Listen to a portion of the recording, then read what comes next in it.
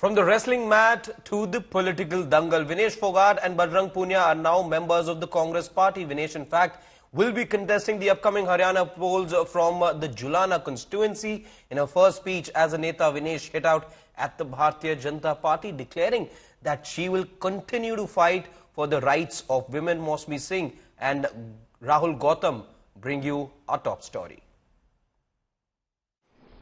Thank you. Welcome. From wrestling arena to political dangle, Olympians Vinesh Fogart and Bajrang Punia finally made their plunge ahead of the Haryana Assembly elections.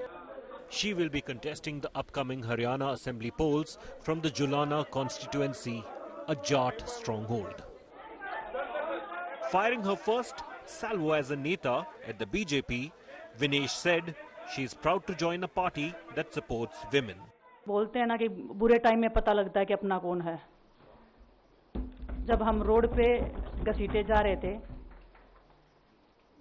तो छोड़ के BJP को देश में जितनी भी पार्टियां हैं वो हमारे साथ में थी। मैं बहुत प्राउड फील कर रही हूं कि मैं एक ऐसी पार्टी में, एक ऐसी विचारधारा में हूं जो महिलाओं के साथ हो रहा अन्याय और उनके साथ बुरे बर्ताव के खिलाफ खड़ी है। Bajrang Punia too termed the BJP as an anti-woman and anti-farmer party. BJP के जो सांसद थी, जितनी भी महिला सांसद थी, उनके घर पे लेटर दिया था, वो फिर भी उन बच्चियों के साथ नहीं खड़े हो पाए।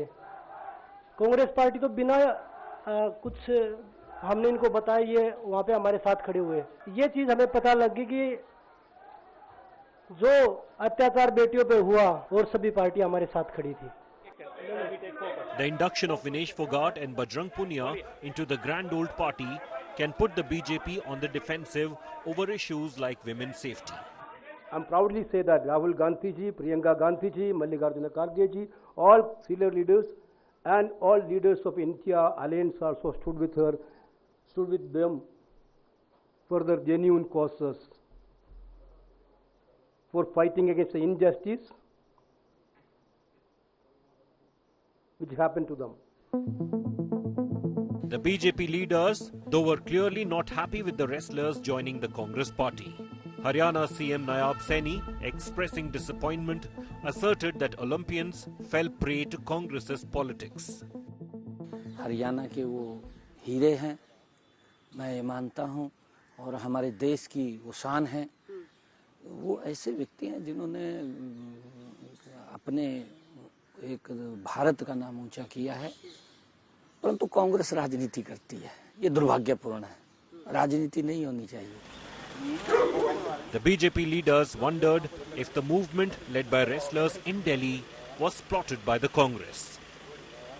कांग्रेस पहले दिन से ही इनकी बैक पे थी और इनके उकसाने से ही वो आंदोलन चल रहा था, नहीं तो उसका बहुत जल्दी फैसला भी हो जाता। नहीं, अगर वो देश की बेटी से कांग्रेस की बेटी बनना चाहती है तो हमें क्या एतराज है। Wrestler Sakshi Malik, who protested with Vinesh against former Wrestling Federation of India head Brij Bhushan Sharan Singh over sexual abuse of female athletes too, seemed unhappy with her fellow wrestlers entering the political dangle. ये उनका व्यक्तिगत फैसला है, personal choice है उनकी कि वो party में जाना चाहते हैं। बाकी मेरा मानना ये है कि कहीं ना कहीं हमें त्याग कर देना चाहिए और बाकी जो हमारा जो आंदोलन था, जो बहन बेटियों की लड़ाई थी, वो उसको गलत रूप ना दिया जाए।